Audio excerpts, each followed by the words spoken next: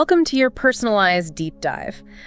Today, our mission is exploring this really fascinating tension between, personal freedom and community responsibility. Right, and discovering why limiting our own rights might actually be like the ultimate act of love. Exactly, and we're pulling from a great stack of sources today. We've got some theological reflections, a 7-step quiet time guide, and the actual biblical text of 1 Corinthians chapter 8. But to kick things off, imagine a rule is completely 100% harmless to break. Oh, like it makes absolutely no logical sense. Right, but you follow it anyway, strictly to protect a friend's feelings. I mean, why would anyone do that in today's me-first world? Well, it definitely clashes with everything the 21st century teaches us about, asserting our own boundaries. It really does. It is wild how unnatural self-sacrifice sounds today. And our sources point out that we've been deeply conditioned by 3 main ideas. Yeah, those being individualism, pragmatism, and postmodernism. Let's look at how those actually operate in our daily lives. So, individualism isn't just about being unique.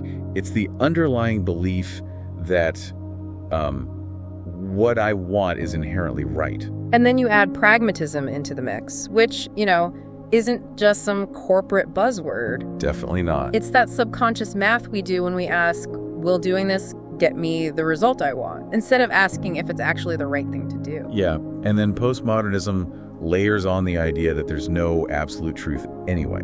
So when you combine those 3 philosophies, they all share this one crucial mechanism. Which is what, exactly? They make the human self the ultimate standard. You're conditioned to instinctively ask, well, what benefits me? Rather than looking outward or asking what pleases God. Wow, yeah. Which sets up this massive collision with the ancient text we're looking at today, 1 Corinthians chapter 8. Paul is writing about a debate that, on the surface, just sounds bizarre to us. Oh, you mean the issue of eating meat that had been sacrificed to idols? Right, exactly. So how does an ancient debate over a really specific dietary issue challenge this modern obsession with the self? Well, to understand the stakes here, we really have to look at the historical context. In the ancient world, an idol temple wasn't just a religious building. It was like the center of civic and social life. Kind of like a mix between a modern country club and a city hall, right? Exactly. And a lot of the meat sold in the market came straight from those temples. So you had 2 groups of believers dealing with this.